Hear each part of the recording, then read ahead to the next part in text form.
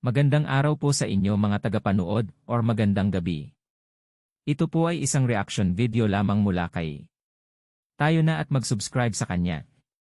Pa-subscribe na rin po sa channel ko. Tara na at nang masimulan na natin.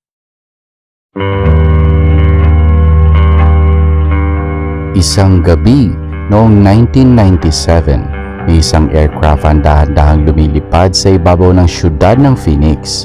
Hindi ka panipaniwala ang laki, mas malaki pa sa kahit ano pang mga aircraft na nagawa ng tao. Ang airship na ito hindi may paliwanag ng physics at para sa mga UFO fanatics, isa ito sa pinakamalaking ebidensya na hindi tayo nag-iisa sa universe. Ang kasong ito ay itinuturing ng marami na isa sa pinakamalaking kaso ng UFO sighting dahil sa dami ng nakasaksi o maaaring ang buong syudad. Naguluhan lamang, nalinlang at ang kaganapang ito hindi talaga nangyari. Tinawag na Lights over Phoenix ang insidente at mas kilala bilang Phoenix Lights.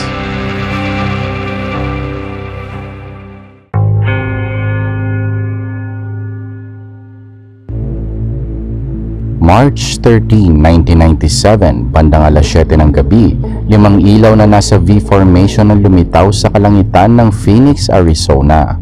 Ayon sa report ng National UFO Reporting Center, ang unang tawag tungkol sa mga lights pumasok ng 8:15 ng gabi. Mula ito sa isang retiradong police officer sa Paulden, Arizona, 2 oras ang layo sa north ng Phoenix. Inilarawan ng police officer ang kanyang nakita at ito ang kanyang sinabi. A cluster of red-orange lights arranged in a V formation. 8:30 p.m., si Tim Lay, isang management consultant, nakita niya at ng kanyang pamilyang mga ilaw. Noong unay, inakala nilang bituin lamang ito o mga satellites na siya namang nakikita kapag hindi maulap ang kalangitan. Ngunit nagbago ang lahat nang papalapit na ang mga ito. Nakita nilang V-shape ito at makikita kung gaano ito kalaki nang lumapit na ito sa kanila. Pagkatapos niyan, ayon sa National UFO Reporting Center, ay binaha sila ng tawag mula sa south ng Paulden residents na nagsasuggest na ang mga lights gumagalaw pa southeast. Sinasabing lagpas 1,000 ang witnesses, may mga piloto, police officers, residente, pati mga military officers naghahanap ng kasagutan. Sinasabi ng ilan na orb sa mga ito, ang ilan naman sinasabing triangles. Karamihan sa mga witnesses, sinasabing ang mga ilaw ay parte ng isang malaking craft, isang craft na walang kahit anumang tunog. Isang tao ang nakakuha ng video ng event na ito, si Terry Proctor. Grainy, mababa ang quality, ngunit makikita na ang 5 ilaw na sa V-like pattern sa kalangitan. Bandang alas 10 ng gabi, may pangalawang set ng ilaw ang lumitaw. Hindi bababa sa 9 bilang ng mga ilaw na ito, palutang-lutang sa parehas na lokasyon. Hindi naman maliwanag kung may kinalaman ng mga ito sa mga unang reports noong 7 p.m. Pero karamihan sa eyewitnesses, ang pangalawang sets of lights ang kanilang nakita dahil na-alerto na ang karamihan sa naunang sightings ng 7 p.m. Ayon sa isang article ng USA Today, sa mga panahong iyon, hindi nakikita ng air traffic controller sa mga lights sa radar, kahit pa nakikita nila ito visually sa kalangitan. Importante ang impormasyon niyan dahil kung eroplano ang mga ito, nakikita dapat sa radar. Sa video sa pangalawang event, makikitang nasa 9 na ilaw ang palutang-lutang sa kalangitan. Tila random na nagpapatay sindi ang mga ilaw. Ilang minuto itong nagpalutang-lutang at ang korte hindi na perpektong V-shape. Ayon sa isang article ng USA Today, sa computer analysis ng videotape, lumalabas na nasa 6,000 feet ang haba ng object. May 6, sa isang council meeting, tinanong ng City Councilwoman na si France Barwood ang City Manager na si Frank Fairbanks kung magkakaroon ba ng investigasyon sa insidente. Ngunit ayon sa kanya, ay hindi magagandang titig lamang ang kanyang natanggap. Sinabihan pa raw siya na hindi na dapat siya nagtanong pa ng ganoon at ang Arizona Republic nag-publish ang isang cartoon ni Barwood kung saan makikitang may light switch siya sa kanyang noo at may button sa kanyang jacket kung saan nakasulat, I love UFO. Sa kabila ng pangungutya, nakatanggap ng tawag si Barwood mula sa mga witnesses at lahat sila pare-parehas ang pagsasalarawan sa insidente. Gayunpaman hindi naging kilala ang insidenteng ito hanggang sa nag-publish ang USA Today ng isang article 3 buwan matapos ang insidente. June 18, 1997 nang nilabas ang article, inilarawan ang pangyayari at ang istorya naging usapin sa buong Amerika. Ito ang ilan sa sinabi sa article. March 13th, hundreds of people reported an enormous object or objects in the night sky. It's the most confounding UFO report in 50 years. So far, there is no explanation, but the government is not investigating. Local and federal agencies disagree over who should purse the report. Habang naghahanap ng kasagutan ng buong bansa, nagsagawa ng press conference ang dating governor na si Fife Symington kung saan sinabi niyang alam niya kung sino ang responsable sa pangyayari at iniharap niya ito sa isang press conference. To escort the accused into the room so that we may all look upon the guilty party. Don't get him too close to me, please. Pero kahit kinutya ng governor ang insidente sa press conference na ito, di kalaunan ay inamin din niyang nakita rin niya ang aircraft. At sa totoo lang, nag-inquire ang opisina ni Symington tungkol sa insidente at wala silang natanggap na anumang kasagutan.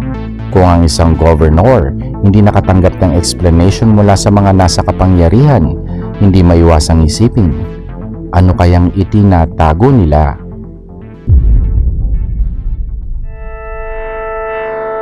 Ano nga ba ang nangyari sa gabing iyon? Dalawang teory lamang ang lumabas. Ang unang teory ay ang opisyal na paliwanag ng Air Force. Ang ilaw ay flares lamang mula sa isang high-altitude training exercise. Sinabi ng military na ang mga flares ibinagsak sa ibabaw ng Barry M. Goldwater Range malapit sa Gila Bend, Arizona.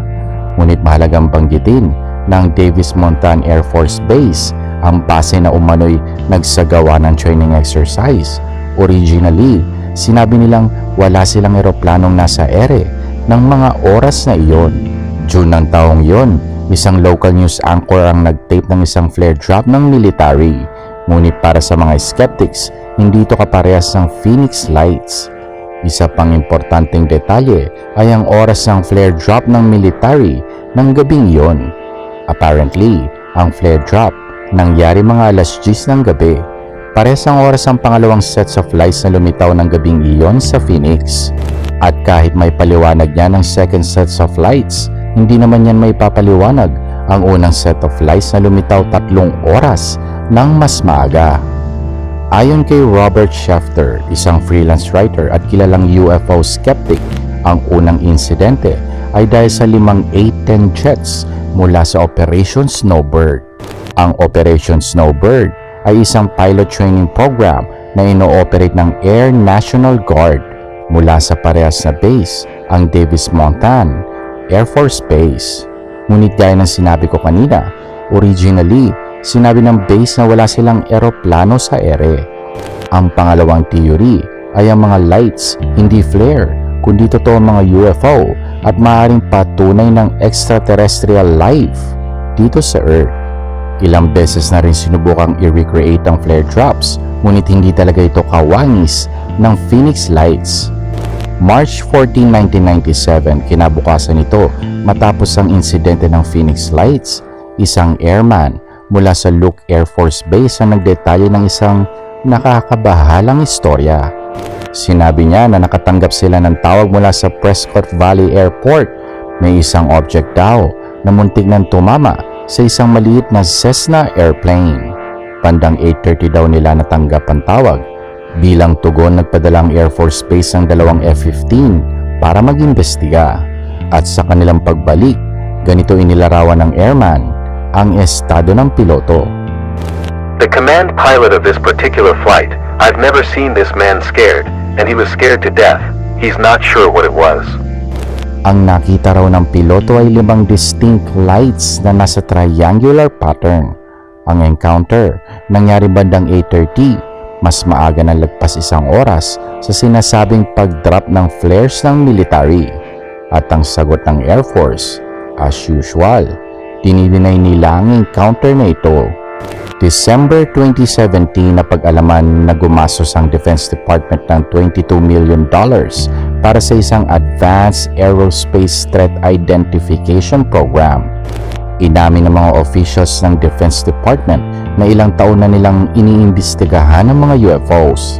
Ibig sabihin, sa dami ng mga reports, bagamat hindi nila inaamin noong una, ay iniimbestigahan at sineseryoso nila mga ito. Sa huli, ang mga skeptics at believers parehas hindi kayang patunayan kung ano talaga ang nangyari ng gabing iyon sa Phoenix. Sa kabila ng daan-daang witnesses, tila kontento na ang karamihan, naiiwang misteryo ang pangyayaring ito.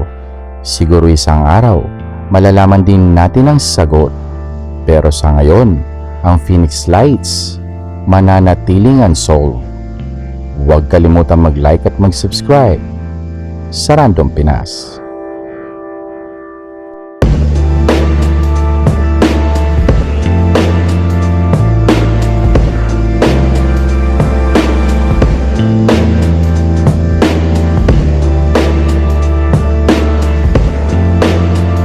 Maraming salamat po. Huwag kalimutan mag-subscribe na po tayo kay. Pa-subscribe na rin po sa channel ko. Babay po.